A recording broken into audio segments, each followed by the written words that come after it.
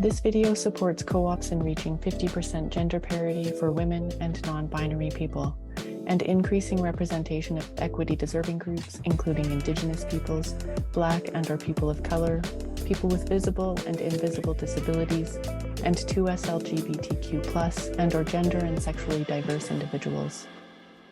I'm Nasreen Omar. I have been with the co-op for 25 years. I'm one of the founding members of the co-op. I started with frontline in perinatal health. Then I moved into different type of work. So I'm behind the scene now, and I'm chair of the board for 5 years. This is my 6th year. So I'm Yvonne Chu. I'm the current executive director of the Multicultural Health Brokers Co-op, and I was a part-time researcher with the Public Health Department who, along with others, did the research on hearing from young ethnocultural couples about childbirth experience in Canada. But of course, later when I met these women, the founding members, I fell in love with them and I quit my job to join them. And so after a while, they said, well, we need someone to do a bit of coordination. Would you like to carry the title of executive director, but be among us? So I've never left. It's been 28 years. Yeah, more than that, yeah. Hello, my name is Lucenia Ortiz, and I currently serve on the board of the Multicultural Health Brokers Co-op. But I had been involved with brokers and the co-op for many, many years, almost 25 years. When I was doing my PhD at the University of Alberta.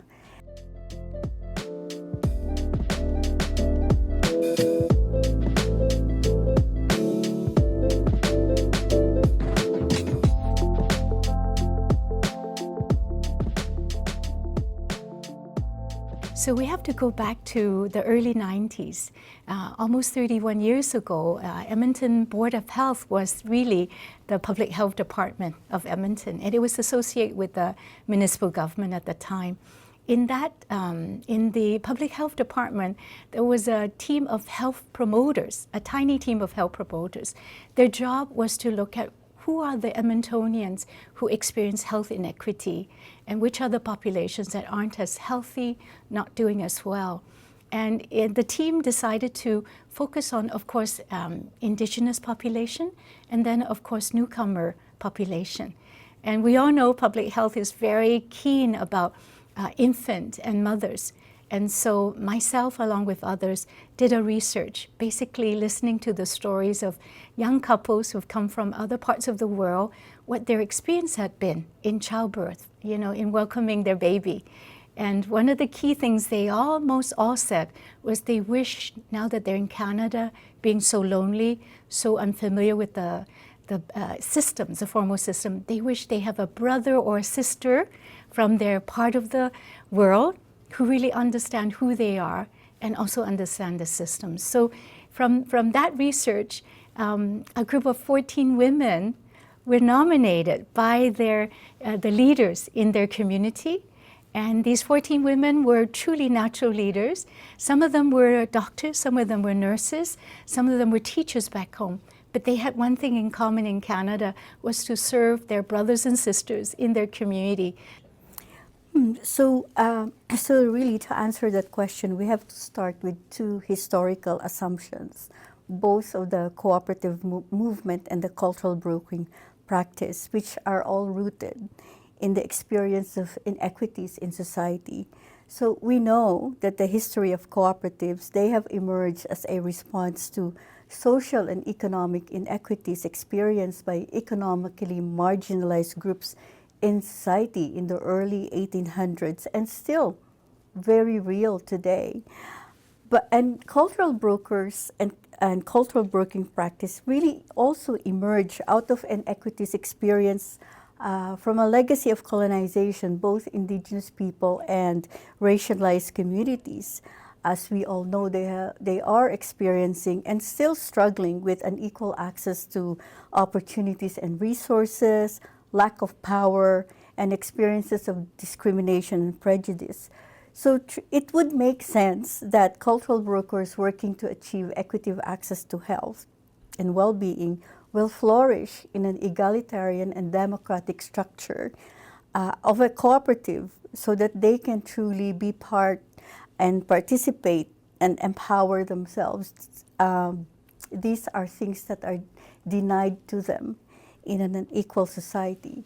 So when the co-op was formed in 1998, really the Multicultural Health Brokers Co-op is the appropriate organizational vehicle for advancing the cultural brokering process or practice, because it strives to address the individual needs for survival of many newcomer migrants, but also it works to advance societal concerns that sustain the quality of life. The powerful nature of egalitarian care, mutual care, and the notion of solidarity, which is so much co-op's values, right? Yeah.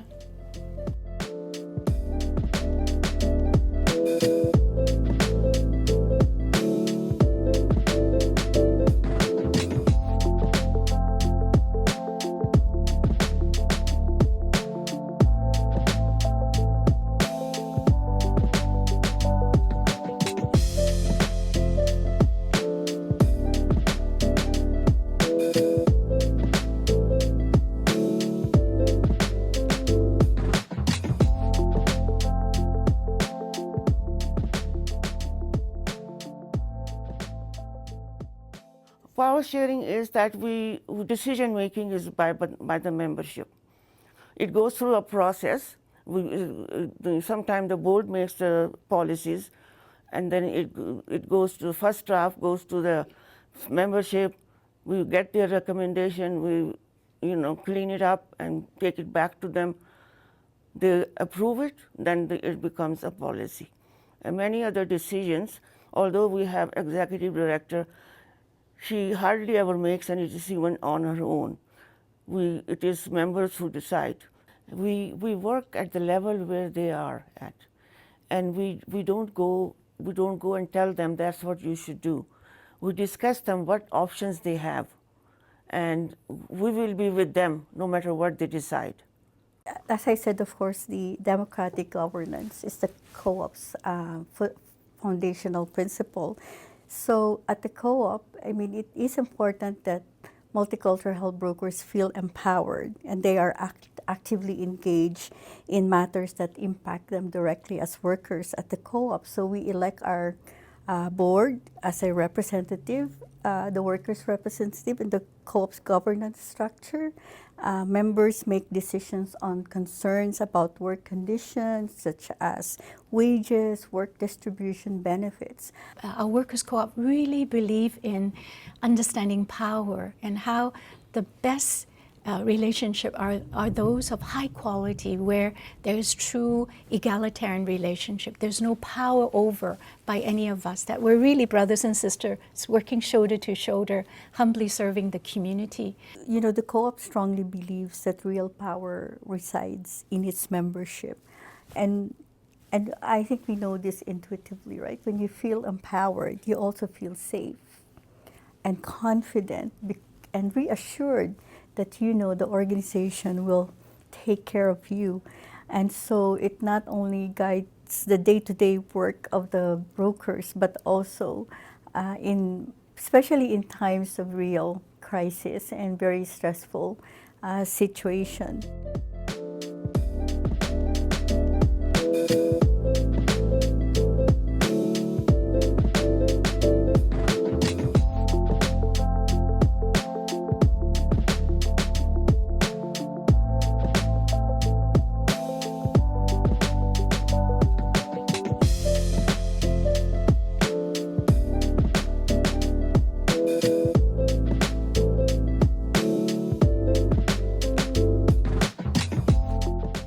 Our anchoring practice is cultural brokering, which means it is our job to create a balance between our community's cultural ways of being, of collective well-being, with maybe more formal system ways that's more individualistic. So I think it's inherent in the cultural brokering practice that we try to create some form of mediating between those two ways of being, and at times creating hybridity, at times helping, you know, each those who are on different parts of the continuum actually appreciate the different ways of being, as you mentioned, collectivism versus individuality. As you know, housing is an acute need for many newcomers who are struggling with poverty and unemployment. And so the co-op is working with the city of Edmonton to actually build a newcomer housing project, hopefully in the new Blatchford area. It's very early at the development stage. We have funding for the design and engagement, not for the housing project yet, but we are hopeful with the current attention on housing strategy that this might be one of the projects of hopefully that will be supported by all three levels of government if possible. So and this housing project didn't come out of the blue. It was really done by years of research, participatory research of the co-op with migrant families. So that's the kind of advocacy that the co-op is doing. I mean, not the project, but really, advocating with City Council to recognize that this is a core issue among many migrants. Yeah. Because of your own experience, you do want to be involved in this kind of work primarily to help others and maybe love for your community too.